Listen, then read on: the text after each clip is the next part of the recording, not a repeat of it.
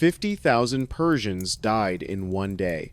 38,000 Greeks killed them. That is not Greek propaganda inflated by Herodotus. That is the documented mathematical reality of what happened on August 27th, 479 BCE, when Pausanias led 38,000 Greek hoplites against 100,000 Persian warriors at Plataea and achieved a casualty ratio that military historians still consider impossible. By sunset, Mardonius lay dead with a Greek spear through his chest. His immortals shattered, and the Persian dream of conquering Europe ended in a valley where Greek bronze proved more lethal than Persian arrows. This is the story of how terrain selection turned cavalry mobility into a death sentence, how 8-rank phalanx depth created unstoppable momentum, and how the battle that saved Western civilization was won by men who had already accepted death but refused to accept defeat. But before we talk about the day that ended Persian expansion forever, you need to understand the nightmare scenario facing Greece in summer 479 BCE. Dust, bronze, blood.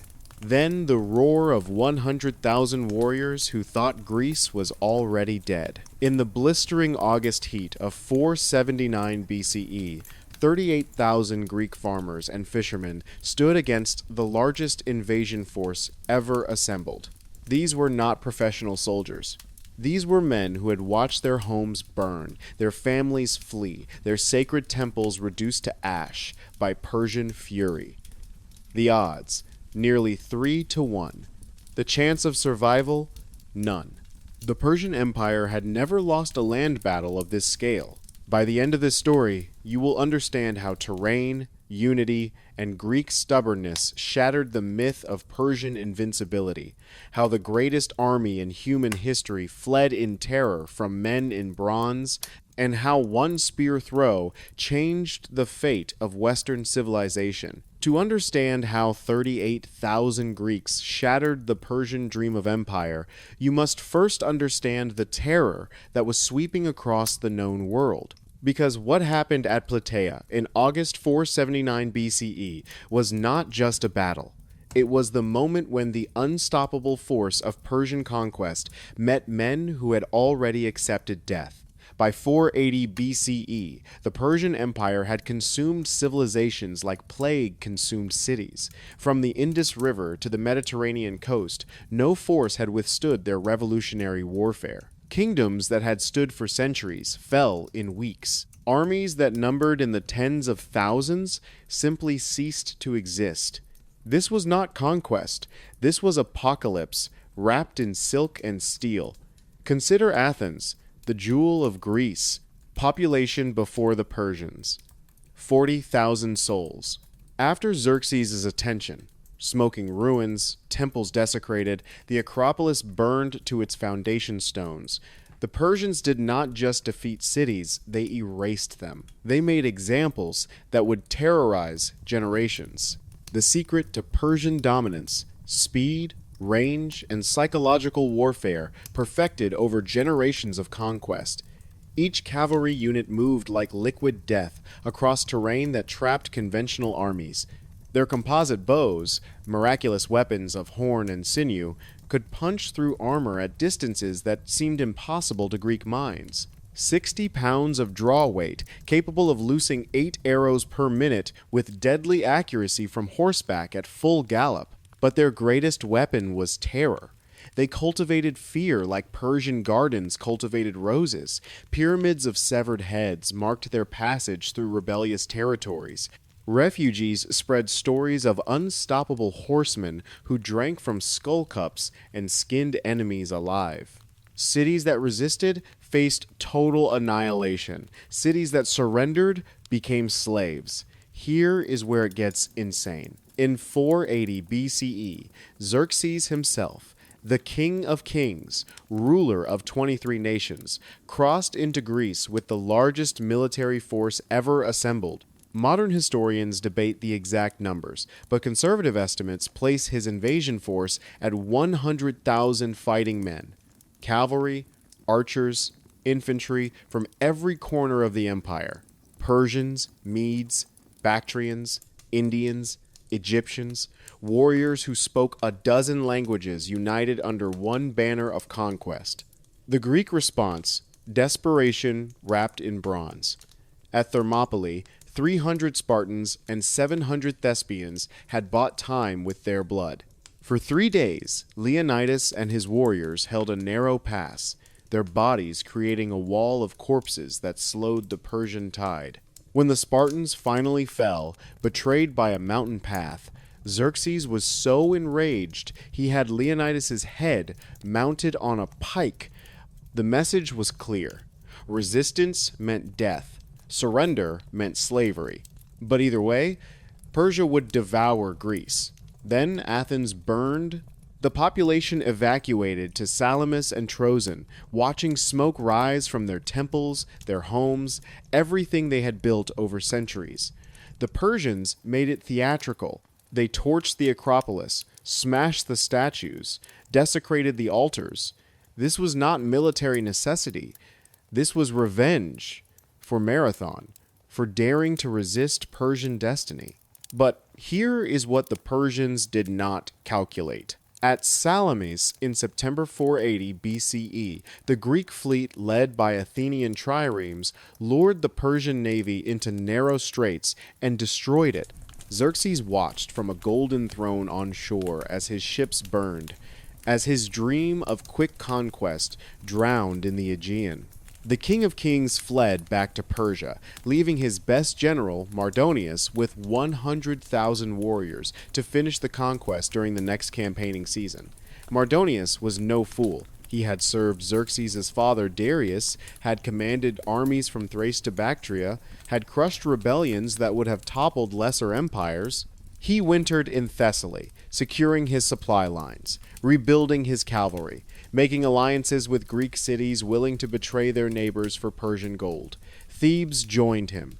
Macedon sent troops. The conquered peoples of northern Greece provided intelligence, food, fresh horses. The strategic situation was desperate. Athens remained evacuated, its ruins a constant reminder of Persian power. Sparta hesitated, protected behind the defensive wall at the Isthmus of Corinth, debating whether to abandon northern Greece entirely.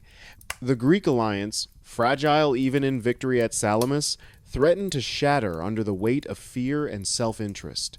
But 2 men refused to let Greece die, kneeling. Pausanias, regent of Sparta, nephew of Leonidas, who had died at Thermopylae, young, untested in command, carrying the weight of Spartan honor and his uncle's sacrifice. He understood what the older Spartan kings did not. If Athens fell permanently, if the Persians secured all of central Greece, Sparta would face the invasion alone within a year. Better to fight now together than die separately later. Aristides the Just, Athenian general who had fought at Marathon, who had commanded ships at Salamis, who now spoke for a city of refugees. He argued, pleaded, shamed the Spartans into action. Will you hide behind your walls while Persia turns our children into slaves? Will you let Leonidas' sacrifice mean nothing? In the spring of 479 BCE, something unprecedented happened. The Greek city-states, legendary for their inability to cooperate, for their endless feuds and petty rivalries, united under joint command. Sparta provided the largest contingent, 10,000 hoplites, plus 35,000 helots armed as light infantry. Athens sent 8,000 hoplites, every man who could carry a spear and afford the 70 pounds of bronze that made a hoplite unstoppable. Corinth, Megara, Tegea, Plataea itself, city after city, sent their sons. The final count, 38,700 Greek hoplites, plus perhaps 35,000 light-armed troops, against Mardonius's 100,000 Persian regulars, plus perhaps 50,000 allied troops from conquered Greek cities. The odds were brutal, but the Greeks had something more precious than numbers. They had chosen their ground. Plataea, a small town in Boeotia, strategically positioned where the Athenian and Theban territories met, backed by the foothills of Mount Cithæron, fronted by the Asopus River flowing through marshy ground. The valley was perhaps 2 miles wide at its narrowest point, bordered by hills that would break up cavalry formations, cut by streams that would bog down horses. Here is what your history teacher never told you. The Greeks did not stumble into this position. Pausanias selected it with the cold calculation of a man who understood he was going to die but intended to make death expensive. The hills protected his flanks from cavalry envelopment. The river prevented Persian horsemen from using their speed. The narrow front meant the Persians could not bring their full numbers to bear simultaneously. Geography itself became a weapon. The Spartan right wing took position on the southern slopes, their bronze-clad phalanx glinting in the August sun. The Athenian left wing held the northern approach, facing their fellow Greeks who had joined Persia. Between them, contingents from a dozen cities, each with their own traditions, their own battle cries, their own reasons to hate the invaders. For 11 days, the armies stared at each other across the Asopus River. 11 days of psychological warfare. Mardonius sent cavalry raids to harass Greek supply lines, to test their discipline, to probe for weakness. Persian arrows fell in scattered volleys, seeking to provoke the Greeks into rash advances onto open ground where cavalry would slaughter them. The Greeks refused to move not one step. The discipline was inhuman. They endured arrows, insults, cavalry charges that wheeled away at the last moment. They watched Persian horsemen parade captured Greek prisoners, watched executions designed to break their spirits, and they stood like bronze statues, shields locked, spears ready, waiting for the Persians to come to them. Mardonius grew frustrated. Every day the Greeks held their position was another day his supply situation worsened. Every night his Persian and Median cavalry grumbled about these farmers who would not fight properly, who refused to break formation, who violated every rule of civilized warfare by simply standing there. On the 11th night, Persian cavalry destroyed the Greek water source, the Gargaphia Spring. The next morning, Greek commanders faced impossible choices: die of thirst, or retreat to new positions near Plataea town, where fresh water flowed. Pausanias ordered a night withdrawal, hoping to reposition before the Persians could exploit the movement. But night maneuvers, with 38,000 men from a dozen cities, each speaking different dialects, each with different commanders. Chaos. Units became separated. The Spartans, positioned on the right, got delayed. The Athenians on the left reached the new position, but found themselves isolated. The center contingents reached Plataea town, but were cut off from both wings. Dawn revealed the Greek army scattered across 3 separate positions. The unbreakable phalanx had fragmented. The perfect defensive position was abandoned. Every tactical advantage, carefully cultivated over 11 days, gone. Mardonius saw his moment. His cavalry scouts reported the chaos, the isolation, the vulnerability. After 11 days of frustration, the Greeks had finally made the fatal mistake. He gave the order his 100,000 warriors had been waiting for: advance. Destroy them piecemeal before they can reform. Today, we end this.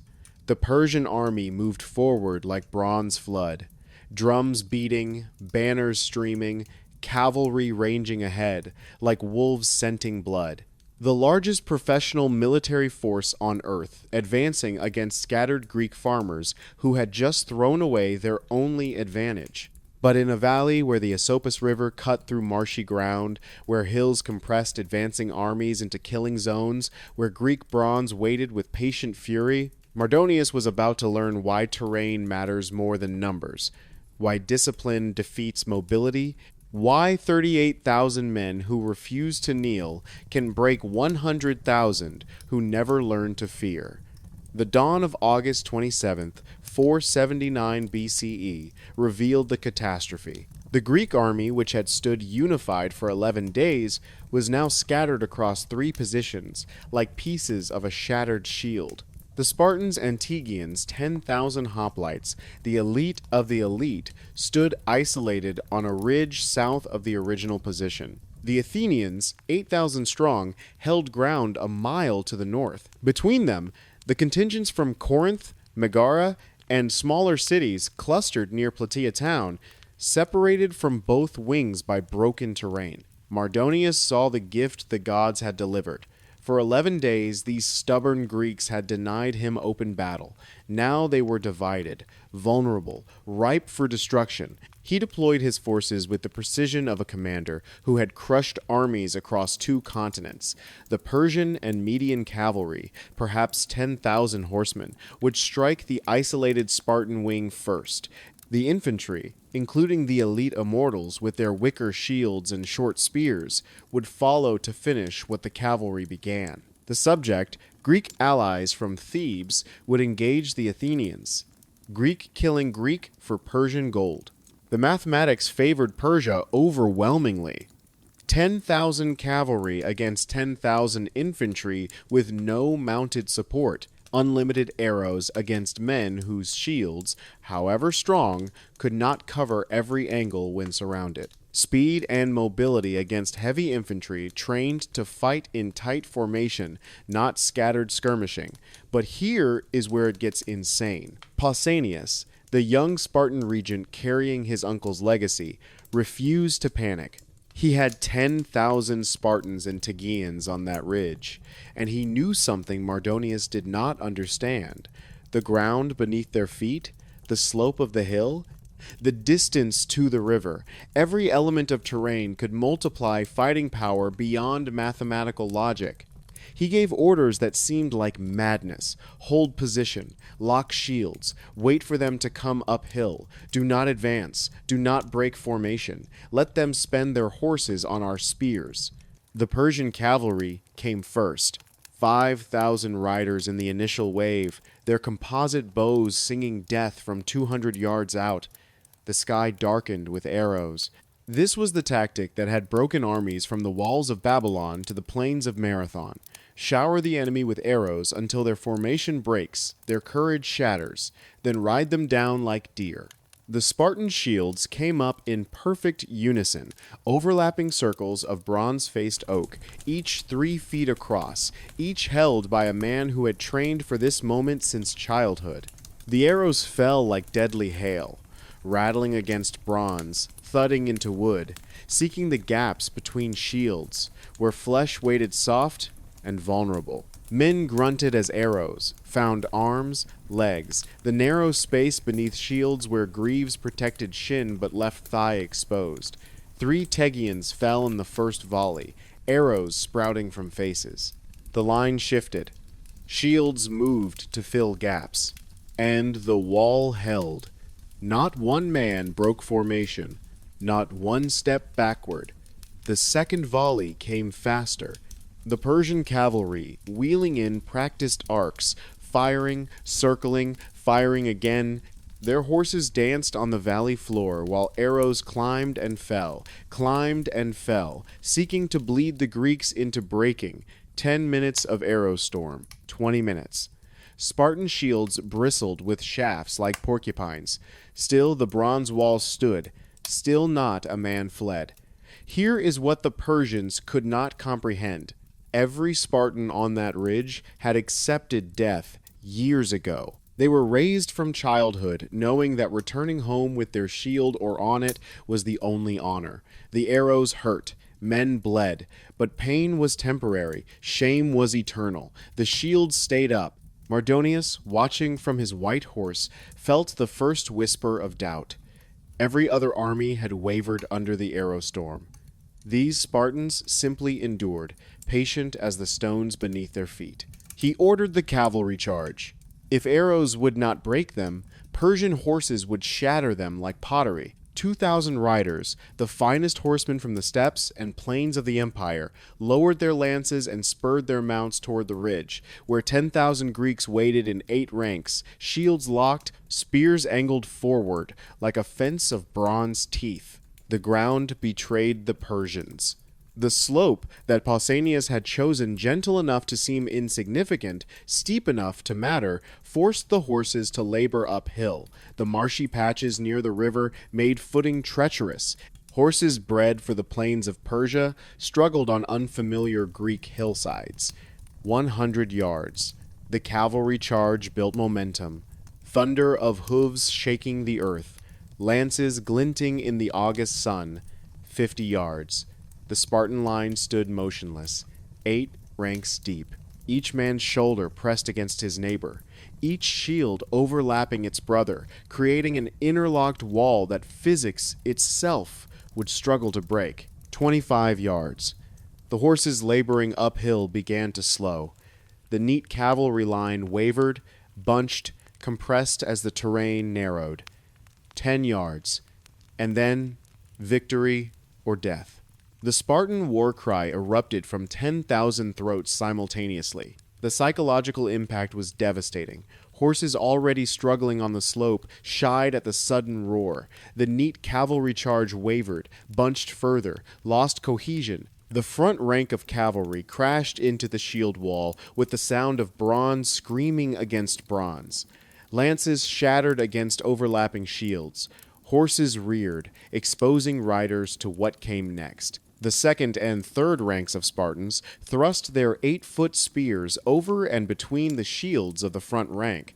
The dory simple ashwood, topped with iron, found horse flesh with mechanical precision. Trained from childhood in the single thrust that kills, the Spartans drove their spears into horses' chests, throats, bellies. The horses screamed. Blood sprayed hot across bronze shields. Riders fell from dying mounts directly into the killing zone where Spartan spears waited.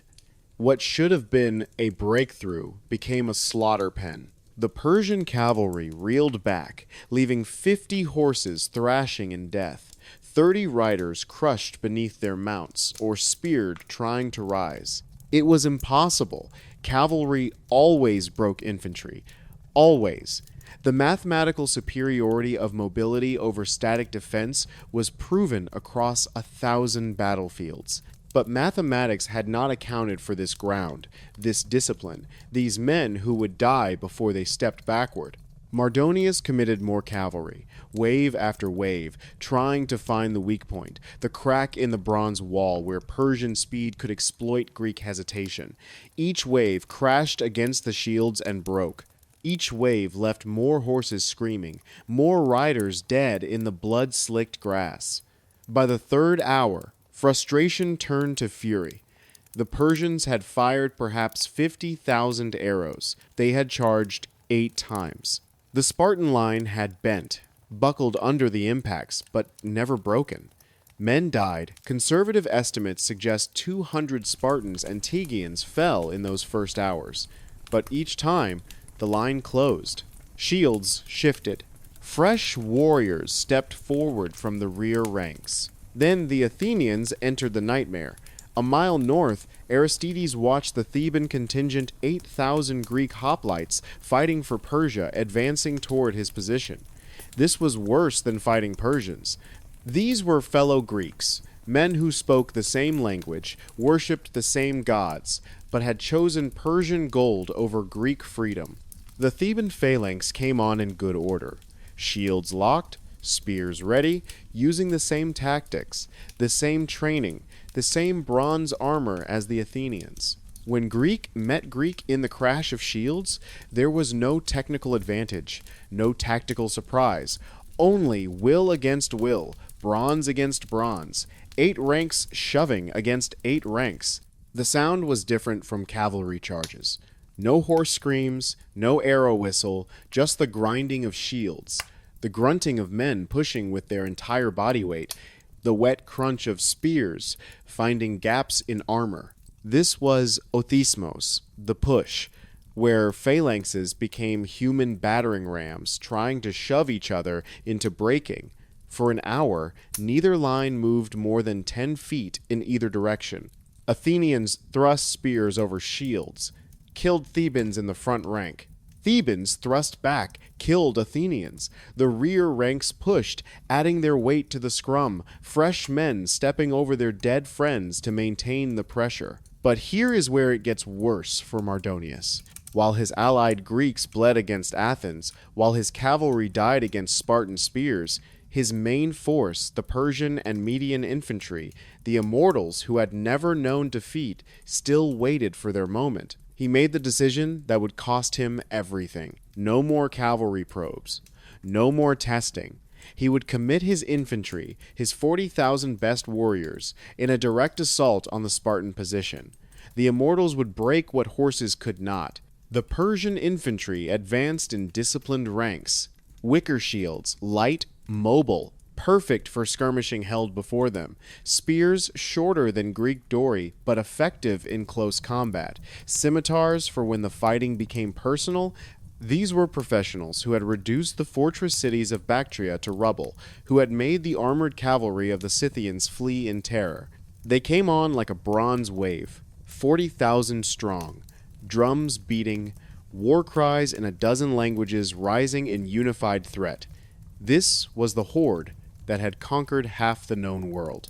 This was the military machine that made empires kneel. Pausanias watched them come and understood the mathematics of death. His 10,000 Spartans and Tegeans, already bloodied from 3 hours of cavalry combat, now faced 40,000 fresh infantry on ground the Persians had finally reached. The arrow storm would continue. The numbers would tell. Bronze and will could only delay the inevitable. But he had chosen this ridge for reasons beyond the slope.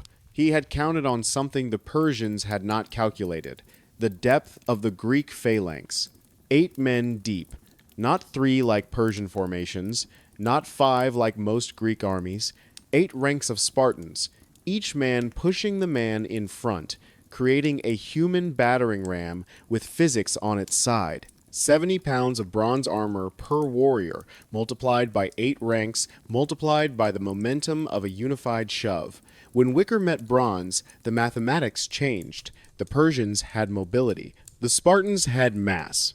And on this ground, in this formation, mass was about to prove unstoppable. The Persian infantry reached the Spartan line and thrust their spears with the skill of veterans. Wicker shields met Greek bronze. The initial impact should have broken the Spartan front, should have created gaps where Persian numbers could exploit, should have begun the slow grind that ended in Greek defeat. Instead, something happened that still appears in military academy case studies. The Spartan phalanx did not just hold. It pushed forward, one step, then another. The weight of 8 ranks, the 70 pounds of bronze per warrior, the unified shove of men who had trained together since childhood, it created a force that wicker shields could not withstand. The Persian front rank reeled backward. Their light shields, perfect for mobility, buckled under the weight of Spartan bronze. The push continued. Spartans thrust spears over their front rank shields, targeting faces, throats, the gaps in Persian armor. The sound was wet, final, mechanical. Mardonius, watching his immortals, his unstoppable elite being shoved backward by farmers in bronze, felt the icy touch of fear he had not known since his first campaign decades ago. This was wrong. The mathematics were wrong. Everything was wrong. By the 4th hour of battle, the impossible had become undeniable. The Persian immortals, elite warriors who had crushed the armies of Egypt, Babylon, and a dozen conquered nations, were being pushed backward by Greek bronze and Greek fury. Step by grinding step, the Spartan phalanx advanced, shields locked, spears thrusting, the weight of 8 ranks creating momentum that wicker shields could not answer. The sound was apocalyptic. Bronze screaming against wood, men roaring in a dozen languages, the wet crunch of spears finding flesh, horses still thrashing in their death agonies from earlier cavalry charges. The valley had become a furnace of violence, the August heat mixing with the steam rising from blood-soaked earth. Here is where it gets insane. As the Spartan right wing ground forward against the Immortals, individual acts of heroism began to puncture the mechanical horror of phalanx combat. These were not just warriors dying in anonymous masses. These were men with names, with stories, with debts to pay. Aristodemus the Shamed stepped forward from the Spartan ranks. He was the last survivor of the 300 at Thermopylae, sent away by Leonidas on an errand before the final stand. For a year he had lived with the whispers, the sideways glances, the unspoken accusation that he had chosen life over honor. No Spartan spoke to him. No woman would meet his eyes. He was alive, and that was the greatest shame a Spartan could bear. Now he cast aside his shield, gripped his spear with both hands, and charged alone into the Persian ranks. He was seeking the only redemption Sparta recognized, death in battle against impossible odds. He killed 3 immortals in his first rush. His spear, wielded with both hands, and the fury of a damned man seeking salvation, punched through wicker shields like they were cloth. 4 more Persians fell as he carved deeper into their ranks. The Spartans behind him roared, their war cry mixing pride and grief. 7 Persians died before arrows found him. An arrow through his thigh dropped him to one knee. He killed an 8th Persian from that position, his spear finding the gap beneath a helmet.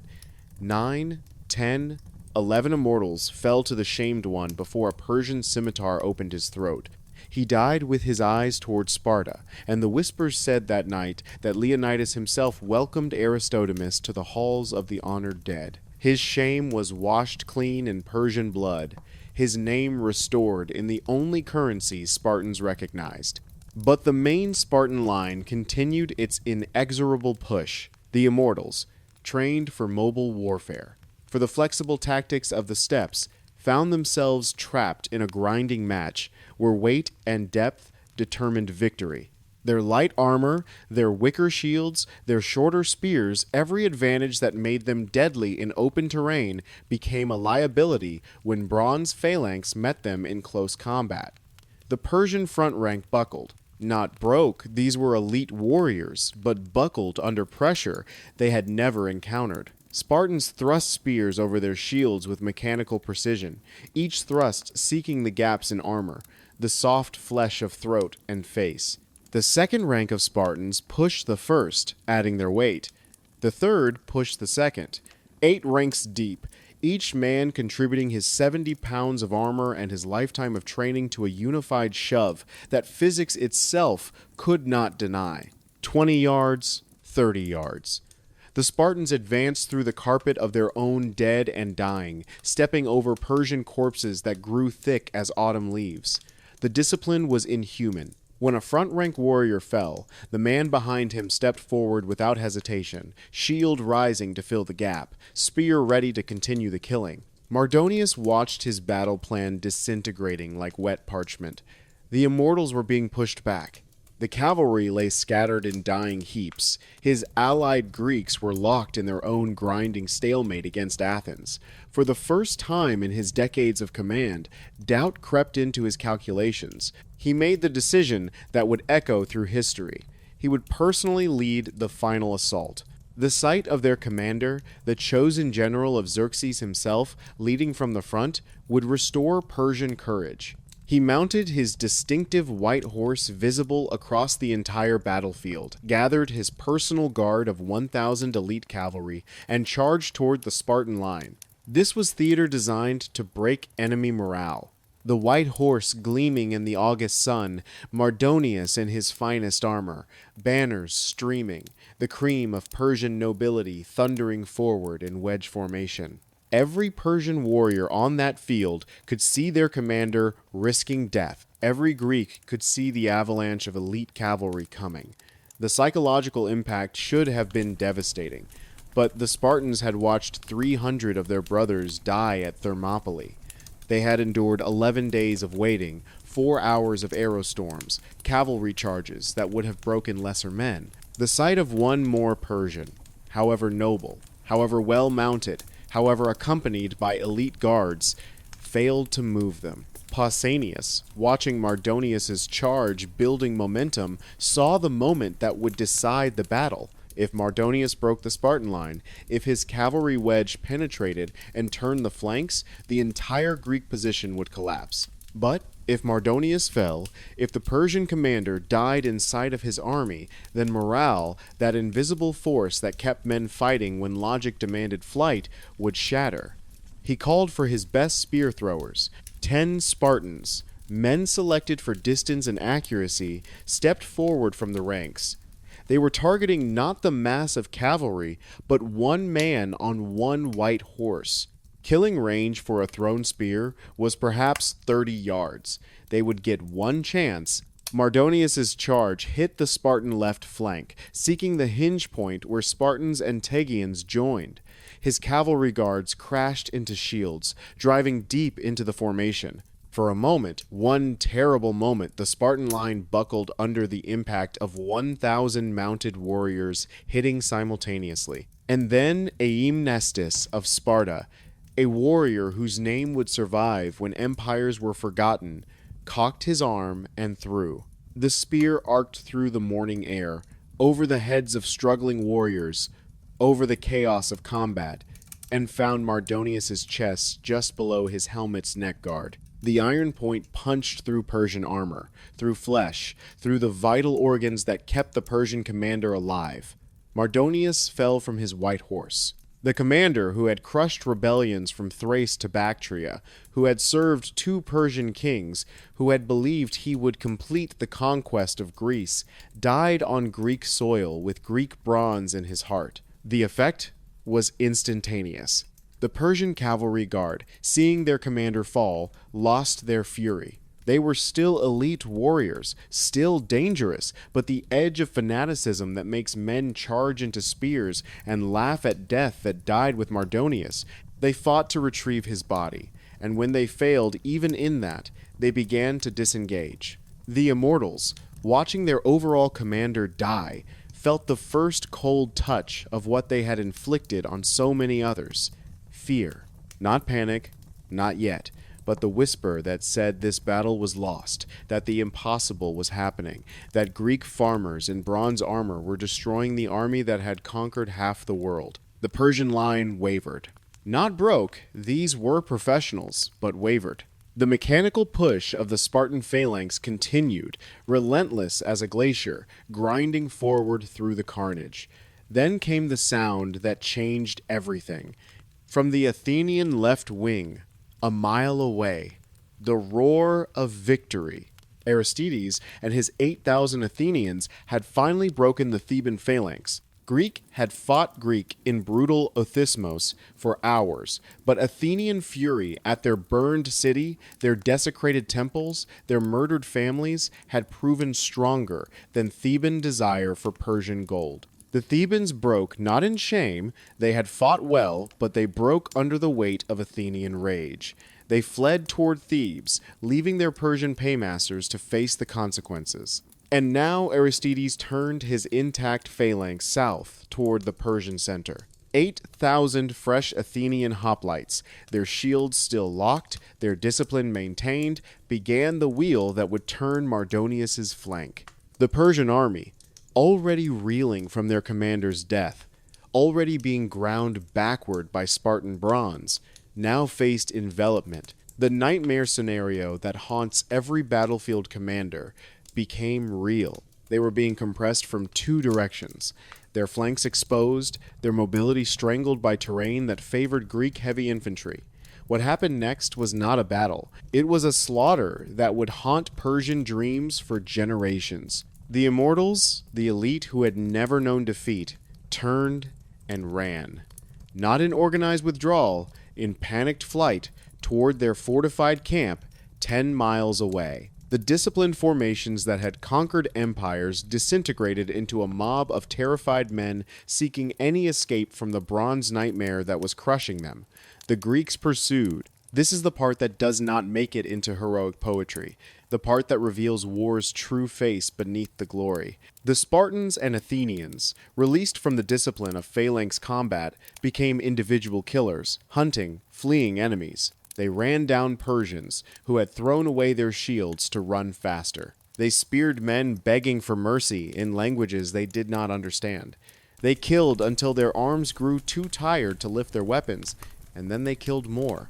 If you want to understand how 38,000 Greeks killed 50,000 Persians in one day through terrain selection and phalanx depth, subscribe to Medieval Battles immediately, because next week we are revealing the exact 8-rank push tactics that created unstoppable momentum, the slope selection that turned cavalry charges into slaughter pens, the psychological impact of commander casualties, and why Plataea proved that terrain multiplies force beyond mathematical logic.